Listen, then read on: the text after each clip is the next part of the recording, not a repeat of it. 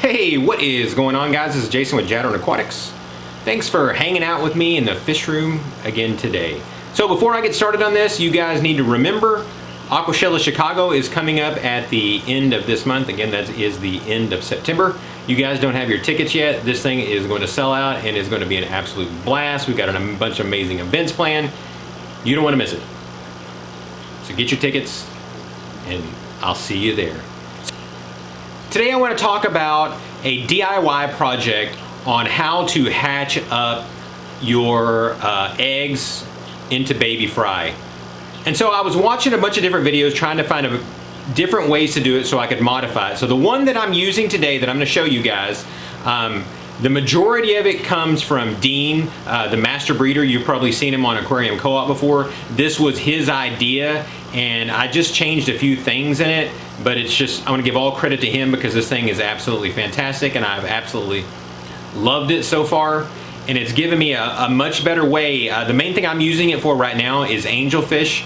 First of all, hatching angelfish eggs and then moving them into a separate compartment and being able to raise those fry into maturity.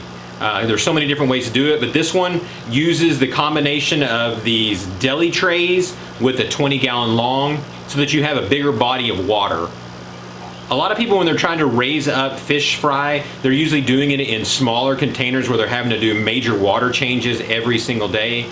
By doing this in this 20-gallon long, it provides you a lot more water, so you're not having to do so many water changes on it because of the way that it works. I'll show you in a minute so you'll understand a little bit more. So let's go ahead and let's show you the device so you guys can kind of see what it looks like, and then I'll show you at the end how to make it. Okay, so here you can see one of these guys in action. The first tray that I have right here has angelfish fry in it. These guys are about 5 or 6 days old. Then I've got the water and the air turned off right now so that you can see it. And this one over here is one I've just cleaned out that it doesn't currently have anything in it. And so back in the back, I've got my normal air coming in. And so I've just tapped into the air and I've put a gang valve back here in the back so I can have some extra outlets. And so I can just simply take one of these ones that are going right now and then I can just, you know, throw it in the water so that I have a little bit of air in there. And then I also have water going. You can use just about any type of pump. You can use like a submersible pump if you want. I'm just not a big fan of submersible pumps. I've seen where people have had problems with them in the past after, you know, they run a few years. So the pump that I like to use is a pump that's outside the water. I'll link it for you so you guys can see it.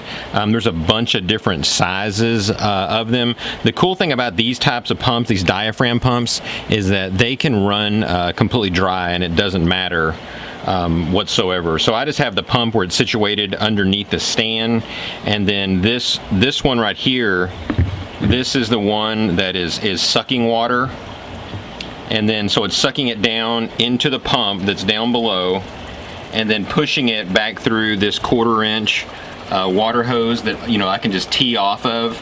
And so this one right here is one that I have going in here. So if I want to add water to it, we can turn this back on again. You know, I can kind of just put it on a slow trickle like this so that they're always getting fresh water. So this thing never gets any fuller than this because back here is where the hole is drilled, or, you know, this big gap that I cut in it that has the sponge filter that's right here that keeps you know, any of the fry or anything from going over, but it lets any of the excess water out. And so right now I've got this thing and it's really in tight confines as I can turn, and then I immediately have a 55-gallon right here. And I'm at this thing so much because I have to feed so much that I hate this one having it right here.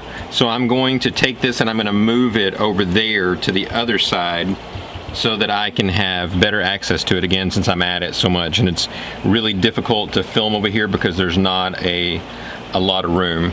So let me see if I can kind of get you a shot of this diaphragm pump. Okay, so here's the diaphragm pump, and you can see it just has an inlet and an outlet. And there's the power cable going to it. This is actually the one that I used to use for the mister that I had when I had chameleons. This thing works. I don't know how many years this thing has run, but I've never had any problems with it whatsoever. So this is the format that I like. But again, you want to put a submersible pump in there. You can create all types of systems to create the flow of water that you need. What I decided to do, since this thing pumps quite a bit of water, this one right here, this is just pumping water back into the tank. That way I don't build up any back pressure. These diaphragm pumps are fine. You don't really have to worry about back pressure very much, but it's just a whole lot easier just to let all that flow out. And so eventually if I need to cap that off or something, I can turn it off. But right now it works really, really well this way. So let's go ahead and let's go over there and let's take one of these out and let's take it apart so you guys can see exactly how this thing is put together. If you guys are enjoying this video, be sure and hit that subscribe button so you can see all the other videos that I put out. I put out lots of DIY videos on how to make stuff cheaper for your aquarium with lots of unboxings and lots of new fish, since I have a fish room that has over 80 plus aquariums. Okay, so let's talk about how exactly to construct this. So first of all, we've got the deli container. I'll link everything for this up above. These currently come from Amazon. Right now, this is the only size that you can buy. If you see one of the videos that someone did about Dean, he actually had some ones that were about half this size, which I would love to have, because these are a little bit too big. But obviously, you know, the whole idea of how this thing works is as the water comes in, it flows through this sponge that's here, and then you have a hole that's at the end that this is basically your overflow. So you're constantly having water turnover in here just as fast as you want. And so with the lip of this, and then these stainless steel screws you have on the end, this thing fits just right in a 20 gallon long. It'll fit in some other tanks, but if you get up to a 55 gallon or a 40 gallon, what happens is that black ridge that's on it, this doesn't fit on it anymore. So in reality, you really can't use this. You can create the length that you need with the screws, but this won't hold on very well. Whereas right now, on a 20 gallon long, it fits right in there, and it holds it on there perfectly. Okay, so one of the things that you'll notice is that I've painted the bottom white, and you'll see this bad spot here. The paint that I used to paint this is the Krylon Fusion for plastic. Again, I'll link that above. This stuff actually fuses to plastic, but I don't know if it's just because this stuff is so slick or whatever it is that some of it is starting to peel away here. And the main reason that I painted this white is so that when you're looking down on it, it's a whole lot easier to see the fry that are in it. The only problem with the white is it builds up algae so much faster. Okay, so you've got this, we've got it painted, and so now you've got the hole here in the back. You can kind of make this as big or as small as you want to. What I use to cut this out is a Dremel tool, and as you can see, it's not the greatest cut in the world. However you guys typically cut plastic, you may want to use that instead, but I just use a Dremel tool with one of the little saw blade ends to cut that out, and that worked good enough for me. And then the sponge that we have here, and so the sponge just basically kind of it just kind of snaps into place because it's got these ridges on it. And the way that I made these, you can use any kind of sponge material you want, but I like to use these. These are the plugs. These come from Gemco. These are basically the plugs that are like knocked out of a sponge filter out of the center of it. And so all you do is you take an X-Acto knife, and then you take this plug and you just kind of lightly kind of cut into it like this, not cutting completely through, but just kind of cutting a slash into it. And when you do that, it'll kind of open up like this, and that's what ends up creating this spot. So you make that slash on the sides, on all four sides like this. That way it fits in there snug, and none of the baby fry or none of the eggs can get out. And again, you can use whatever type of material you want, but it needs to be something that's porous so that the water can get out of it whenever this thing begins to fill up with too much water. Okay, so on the back we've got these stainless steel screws. The ones that I actually used here, again, you can use whatever size you want.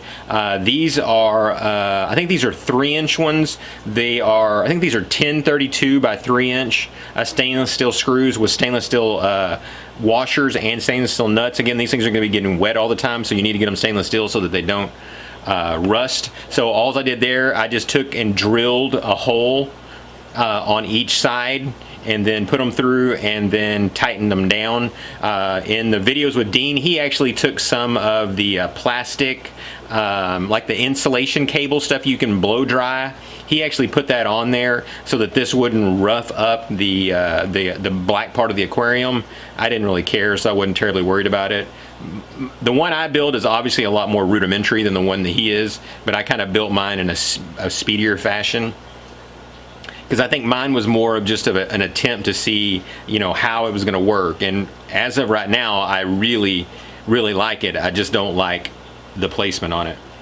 Okay, so that is everything that you need to know about how to build this thing. Again, all the links will be above, so you guys can buy all the different parts that you want for it if you don't already have someplace local that you can get it.